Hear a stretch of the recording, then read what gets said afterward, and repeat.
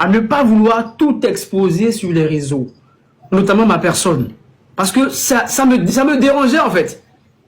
Ça me dérangeait parce qu'à un moment donné, je me sentais au-dessus de la gente masculine haïtienne. Comment ça? Là, c'est dangereux. Parce qu'à partir du moment où on vante un étranger en stigmatisant des personnes de chez soi, il y a un problème. Ok. Elle te disait quoi au sujet de nous autres Haïtiens, nous autres? Ouais. Elle disait quoi? Qu'est-ce qu'elle te racontait concernant les Haïtiens, Bon. les hommes haïtiens? Bon, je sais que... Non, dis-nous les choses telles qu'elles sont, s'il te plaît. Non, il n'y a pas de détour. Pas de détour. Non, je viens. Ouais. Je sais qu'il existe encore des personnes de bonne foi en Haïti. Je sais qu'il existe des bonnes dames, des bonnes femmes, des personnes qui ont de très bons comportements, des personnes qui ont de très bonnes valeurs aussi à partager. Ouais, oui, c'est vrai. Mais quand même, il est à noter pour moi que la personne en question avait tendance à minimiser les Haïtiens chez moi. Et comment? Explique-nous comment.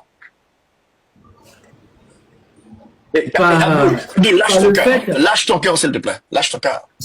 C'est ce que je fais.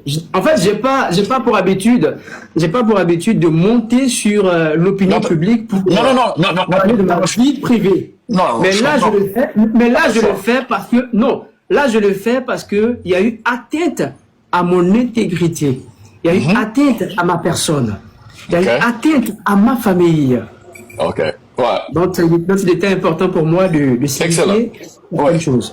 Ok. Alors, pour revenir à la question, ce que se disait plus particulièrement des Haïtiens, il a noté que ça venait régulièrement de la personne de me faire comprendre que les Haïtiens sont des sauvages, les Haïtiens sont des personnes sans éducation, les Haïtiens sont des personnes mal éduquées, c'est des personnes à ne pas fréquenter.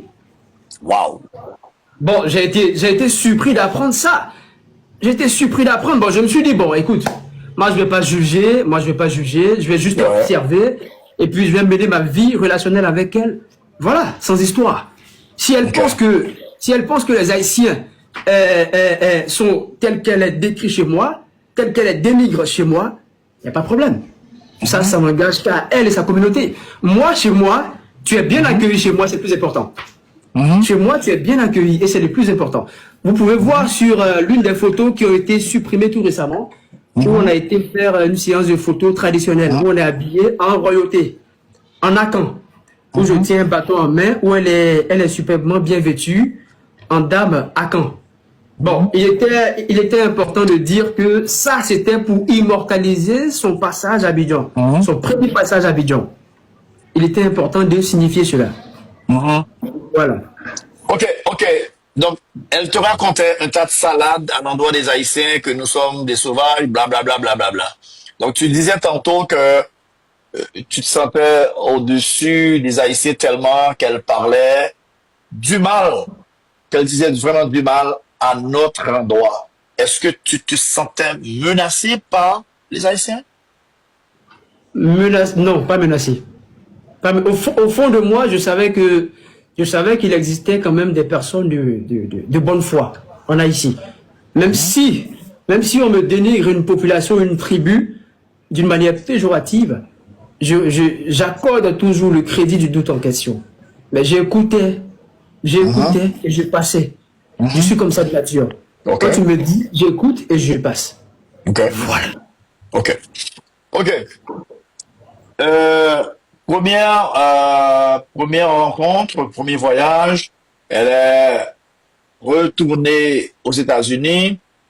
Donc là, vous étiez en mai 2024. Et après plusieurs mois, elle est revenue. Elle est revenue pourquoi? Est-ce que tu avais l'intention de l'épouser? Est-ce qu'il y a... La planta. Oui. La planta.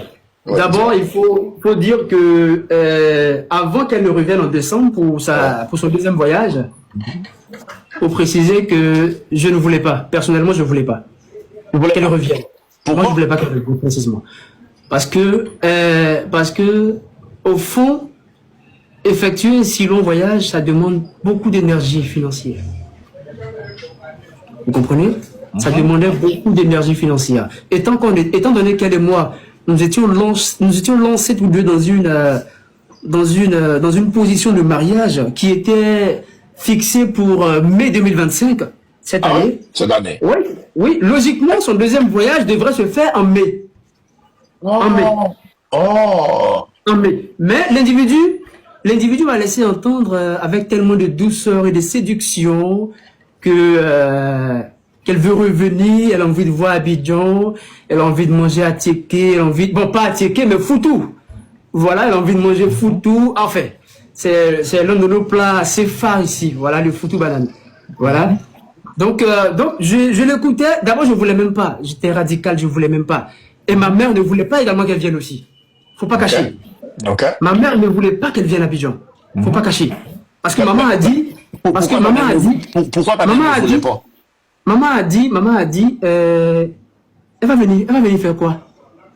C'était la question de maman en fait. C'était la question de maman. Elle a dit, elle va venir faire quoi? Et je lui ai dit non.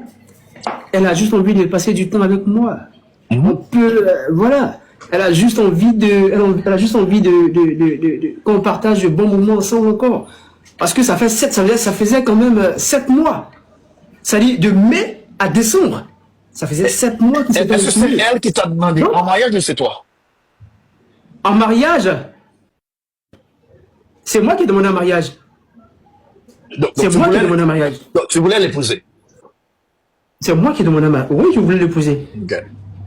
Ok. Je voulais l'épouser. Ok. Et sans aucune autre prétention. J'ai juste voulu d'elle à mes côtés. Et je lui disais comme ça, entre autres.